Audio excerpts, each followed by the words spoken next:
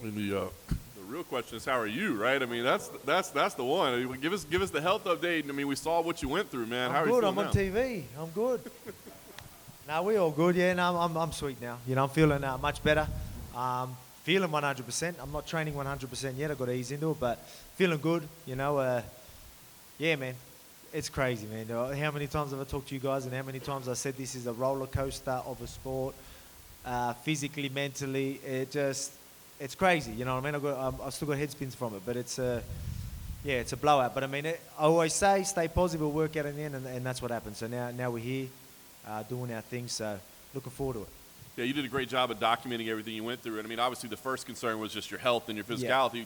Now that we know you're good, just talk about the moment in terms of a fighter, of a profession. You know what I mean? You're getting ready for the world title fight, and it's all snatched away from you. Not to mention you traveled halfway around the world to do it, and then you know, I mean, just a headache. What was that whole process like? Yeah, man, it was a tough one because at the time when you get the news that you got the positive test and you're not fighting, I was reasonably healthy then. Like I didn't feel too much. So to hear that about something I don't know too much about, you know what I mean? So you've busted your ass. Sorry about that. You've the last few weeks got in, mate, prime Nick. Never been so lean, never been so fit. You know, I was sharp. I was ready. I was ready to put on a show. I really was. But it's and then just hear that, and you're like, what? Nah. What? It's hard to take in.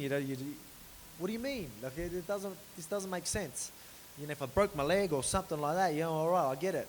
But it was tough. But then at the same time, obviously UFC got to do what they got to do. They did a great job looking after us. It was just an unfortunate situation. But then obviously as the days went on, I was like, oh, right, yeah, I probably couldn't afford it anyway because it rattled me. So yeah, man, it's just crazy. It was definitely tough to take that news, but it is what it is. Yeah.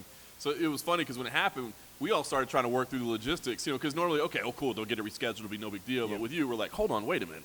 This guy goes home, he's going to have to quarantine. You know what I mean? It was just trying to figure it out. So when this opportunity came up for the Ultimate Fighter, was it like, yeah, automatic, that's the play? Or were you like, man, I'm sure it's going to be me away from home for a long time? Yeah, man, it is a long way. It's going to be the longest I've ever been away from the family, which is tough. But at the same time, man, it's still working out at a decent time because, we were going to try and reschedule quick. We're thinking of, do I stay here and, fight in May or something like that, and then obviously the COVID, the infection got worse and whatnot, and then, I had the doctors telling me you ain't fighting anytime soon. So then I got told that this was coming. I was like, well, man, I can't get in there and compete straight away.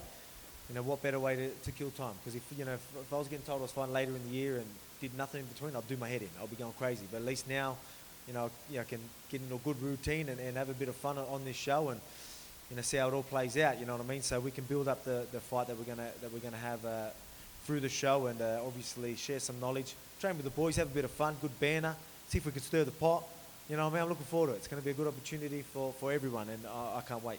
I know you were, like looking forward to this. We didn't even know the show was happening for a long time, but now that you're in the role, I mean, are you looking forward to it? Like, what's your approach going to be as a coach? Because I mean, you come from a team sport background, right? But obviously now you fighting. So what's the approach for you as a coach? Yeah, well, it is different, isn't it? Because we're all about that family feel. That team camaraderie. Even though it is, it's only one of you in the cage, but I mean, it is still a team sport. Like the preparation that everyone puts in.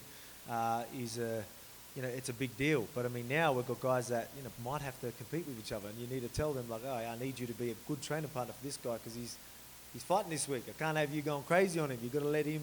You know what I mean? So it's gonna get a bit weird for these guys, but at the same time, they're gonna just need to understand and not let the egos get in the way. Like obviously they might have to be a training partner here and there, but remember these guys are going to be a training partner for you, so that'll be different. So I wonder how it is, but I mean, I'm going to make sure that they get our vibes. Our vibes is all, fun. Obviously we're going to, a bit of banter, a bit of fun, but at the same time we're serious, share as much knowledge as we can.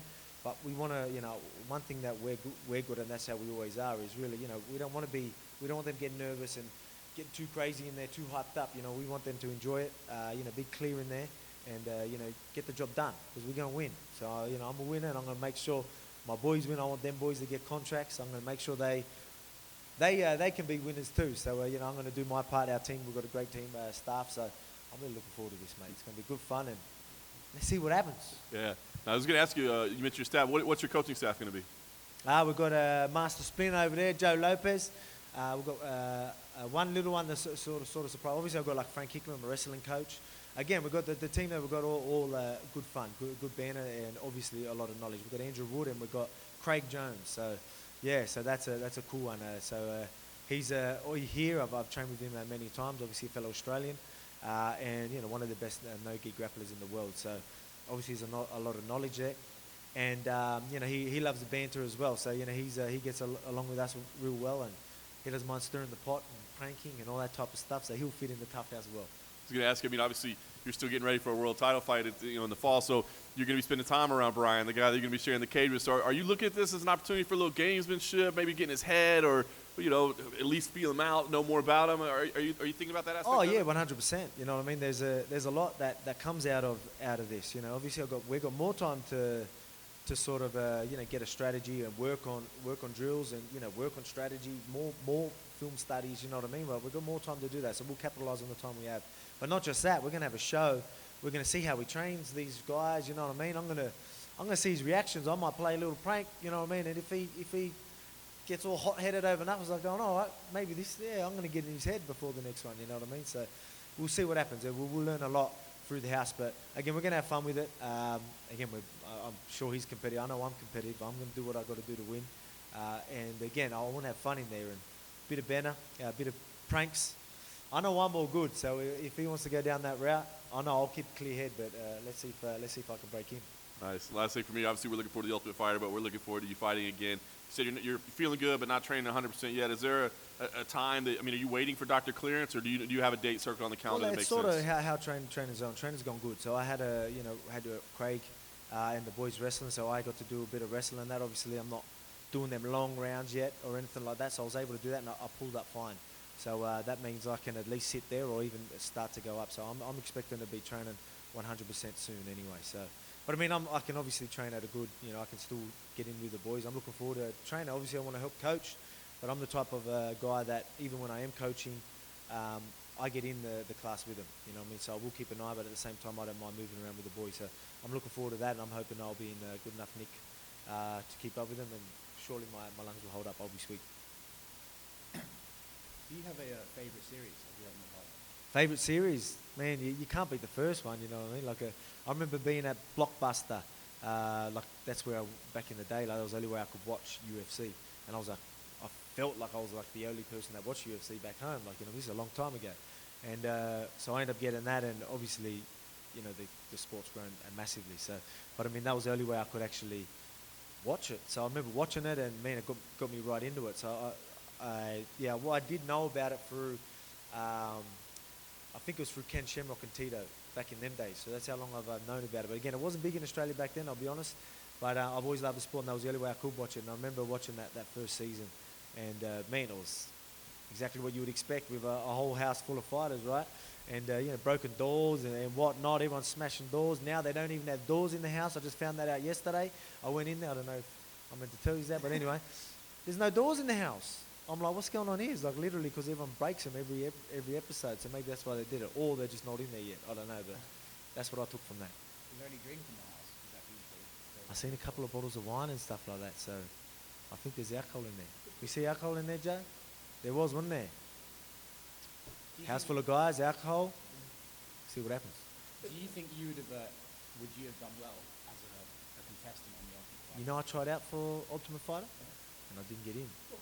Now I'm coaching, so that's pretty cool.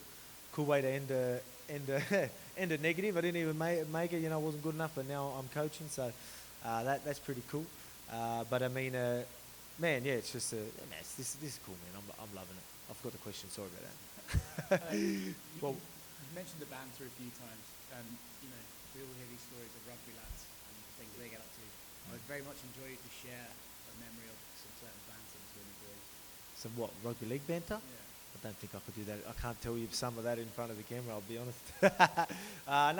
Man. Look, obviously, the Mad Mondays and all that, we've got some crazy stories, yeah. But it's just, yeah, man, it is everything. Obviously, just being around a group of guys, man, even in the gym. Again, we're the type of guys, we have fun. Again, obviously, we're training, we're serious, but, man, there's jokes, there's going to be cracking jokes, we're going to be stirring. I don't know if you ever see me and Joe on on Instagram and on my stories. I'm always shit stirring the bloke, and I always get a reaction.